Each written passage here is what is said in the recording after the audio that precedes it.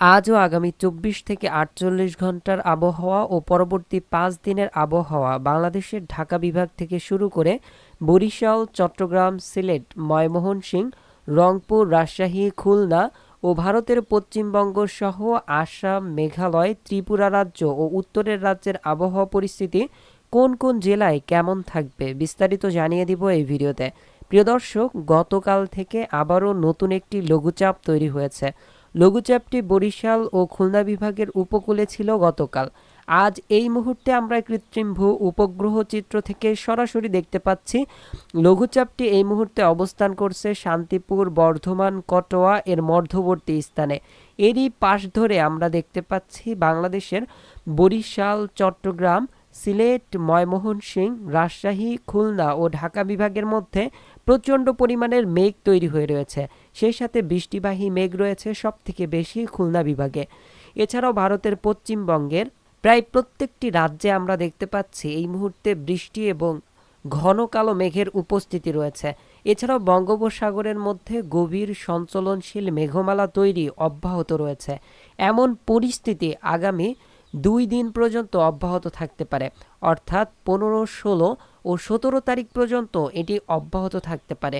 এমনকি ১৮ তারিখেও দেশের মধ্যে বৃষ্টিপাতের সম্ভাবনা রয়েছে। ১৯ তারিখ থেকে বৃষ্টিপাত কমে আসতে পারে কিছুটা।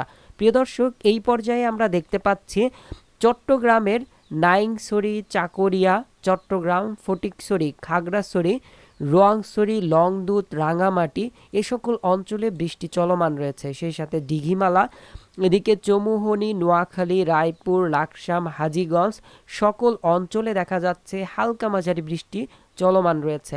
এদিকে হাতিয়া, চরফেশন, লালমোহন, বুরহানুদ্দিন, ভোলা, রায়পুর, বরিশাল, মির্জাগঞ্জ, কাউখালী, জিয়ানগর, মাঠবাড়িয়া, পাথরঘাটা, কলাপাড়া এছাড়াও উপকূলীয় অঞ্চলে ব্যাপক দমকা হাওয়া সেই সাথে বৃষ্টি চলমান রয়েছে। প্রিয় দর্শক, খুলনা বিভাগের শ্যামনগর ও উপকূলীয় অঞ্চল সহ মংলা, বাগেরহাট, খুলনা, শ্রীকান্তপুর, সাতক্ষীরা, অভয়নগর, নড়াইল, যশোর, কোটচাঁদপুর, মাগুরা, ঝিনাইদহ, দামোদা, আলমডাঙ্গা, মেহেরপুর, ভেড়ামারা, পাবনা, লালপুর, পাংশা, কুষ্টিয়া, চুয়াডাঙ্গা সকল অঞ্চলে প্রায় বৃষ্টি অব্যাহত রয়েছে।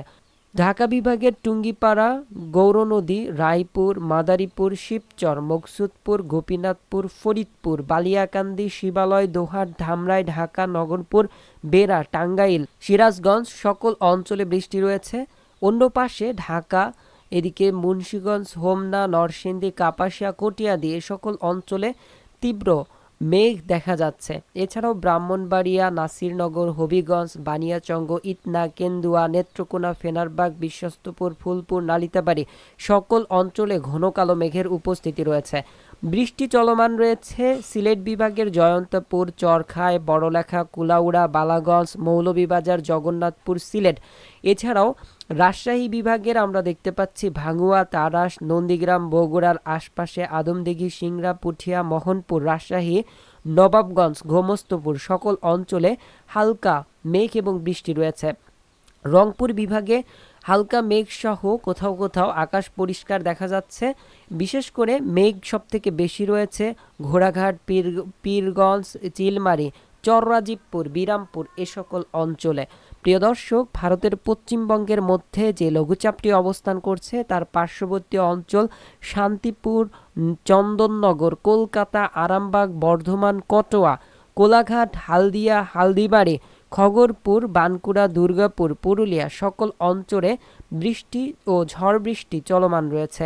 দমকা বাতাস চলছে। প্রিয় প্রিয় দর্শক, আমরা যদি আপনাদেরকে একটু বায়ু অ্যানিমেশনে নিয়ে যাই তাহলে আপনারা দেখতে পারবেন এই মুহূর্তে কি পরিমাণের বাতাস চলছে উপকূলীয় অঞ্চল সহ সারা দেশের মধ্যে। চট্টগ্রাম উপকূলে দেখা যাচ্ছে প্রায় ২০ থেকে ৩০ কিলোমিটার বেগে, কোথাও কোথাও ৩৫ কিলোমিটার বেগে দমকা ঝড়ো হাওয়া বয়ে যাচ্ছে। খুলনা বিভাগের উপকূলে প্রায় ৩০ থেকে ৩৪ কিলোমিটার বেগে দমকা ঝড়ো হাওয়া বয়ে যাচ্ছে। বরিশালের মধ্যবর্তী স্থানেও দেখা যাচ্ছে প্রায় ২০ থেকে ২৪। খুলনা উপকূলে প্রায় ৩০, কোথাও কোথাও ৩১, ৩৩ পর্যন্ত দমকা ঝড়ো হাওয়া বয়ে যাচ্ছে। ভারতের পশ্চিমবঙ্গের উপকূলে কোথাও কোথাও 17 থেকে 20 থেকে 24 কিলোমিটার বেগে দমকা ঝড়ো হাওয়া বয়ে যাচ্ছে। খুলনা বিভাগের মধ্যবর্তী স্থানে দেখা যাচ্ছে 25 কিলোমিটার বেগে দমকা ঝড়ো হাওয়া বয়ে যাচ্ছে। দেশের প্রায় অধিকাংশ অঞ্চলের উপর দিয়ে 20 থেকে 25 কিলোমিটার বেগে দমকা ঝড়ো হাওয়া বয়ে যাচ্ছে। এই মুহূর্তে আপনারা সরাসরি দেখতে পাচ্ছেন নিম্নচাপটি লঘুচাপটির কেন্দ্রটি শান্তিপুর ও চন্দননগরের মধ্যবর্তী স্থানে রয়েছে। খুলনা বিভাগের যশোর থেকে কোটচাঁদপুর এর মধ্যবর্তী স্থানে অবস্থান করছে এটি। প্রিয় দর্শক, লঘুচাপটি আগামীকালও দেশের মধ্যে থাকার সম্ভাবনা রয়েছে, যেটি বর্ধমান, পূর্ণিয়া, এদিকে দুমকার আশপাশে অবস্থান করতে পারে মঙ্গলবার। এরই প্রভাবে কিন্তু দেশের মধ্যে বৃষ্টি থাকবে। 17 তারিখ পর্যন্ত এই বৃষ্টি অব্যাহত থাকবে। প্রিয় দর্শক, এই পর্যায়ে আমরা যদি বৃষ্টি ও বজ্রবাহী মুডে চলে যাই তাহলে আপনারা দেখতে পারবেন আজ কি পরিমাণের বৃষ্টির লক্ষ্য করা যাচ্ছে দেশের মধ্যে। দেশের প্রায় অধিকাংশ অঞ্চলেই দেখা যাচ্ছে আজ বৃষ্টি চলমান রয়েছে। আগামীকাল 15 তারিখ মঙ্গলবার সকাল থেকেই দেখা যাচ্ছে বৃষ্টি থাকবে। রাতেও বৃষ্টি অনেকটাই লক্ষ্য করা যাচ্ছে দেশের মধ্যে। হালকা মাঝারি বৃষ্টি চলমান থাকবে। সেই সাথে মঙ্গলবার দেখা যাচ্ছে বরিশাল, খুলনা, ঢাকা, কুমিল্লা, ময়মনসিংহ, সিলেট, রাজশাহী, রংপুর সকল অঞ্চলে প্রিয় দর্শক বৃষ্টি থাকছে। 15 তারিখ সকাল 10টা থেকে শুরু করে দুপুরের মধ্যে লঘুচাপটি অবস্থান করতে পারে দেওঘরের আশপাশে। এরই প্রভাবে দেশের উত্তর পশ্চিম অঞ্চল ও দেশের মধ্য অঞ্চল ব্যাপক সক্রিয়তা থাকতে পারে। এতে করে বৃষ্টি ও বজ্রবাহী বৃষ্টির সম্ভাবনা লক্ষ্য করা যাচ্ছে। 15 তারিখ দেশের মধ্যে প্রায় সারাদিনই হালকা মাঝারি বৃষ্টি থাকতে পারে। এরপর 16 তারিখও আমরা দেখতে পাচ্ছি দেশের উত্তর অঞ্চল ও উত্তর পশ্চিম অঞ্চল রংপুর, রাজশাহী, খুলনা বিভাগ সহ ময়মনসিংহ, সিলেট, ঢাকা বিভাগেও ব্যাপক বৃষ্টি অতিক্রমের সম্ভাবনা রয়েছে। এভাবে 17 তারিখও সিলেট বিভাগ, ময়মনসিংহ, রংপুর, ঢাকা বিভাগ সহ দেশের প্রত্যেকটি অঞ্চলে হালকা মাঝারি বৃষ্টি চলমান থাকতে পারে। 18 তারিখেও দেখা যাচ্ছে বৃষ্টিপাতের সম্ভাবনা রয়েছে বরিশাল, খুলনা, ঢাকা, এদিকে ভারতের পশ্চিমবঙ্গের কলকাতা সহ আশপাশের অঞ্চলের সকল জায়গায়। এছাড়াও আমরা দেখতে পাচ্ছি ত্রিপুরা, উত্তরের রাজ্য, আলিপুরদুয়ার, শিলিগুড়ি, দার্জিলিং সকল অঞ্চলে বৃষ্টি থাকতে পারে। 19 তারিখে বৃষ্টির প্রবণতা অনেকটাই কমে আসতে পারে।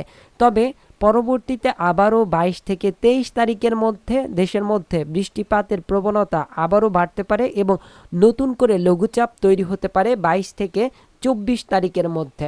তো পরবর্তীতে সকল আপডেট জানতে অবশ্যই আমাদের চ্যানেলটিকে সাবস্ক্রাইব করে রাখবেন। সবাই আমাদের সাথে থাকবেন। প্রিয় দর্শক, আজকের মতন এই ভিডিওটি এই পর্যন্তই ছিল। সবাইকে জানাই আসসালামু আলাইকুম, জাযাকাল্লাহু খায়রান।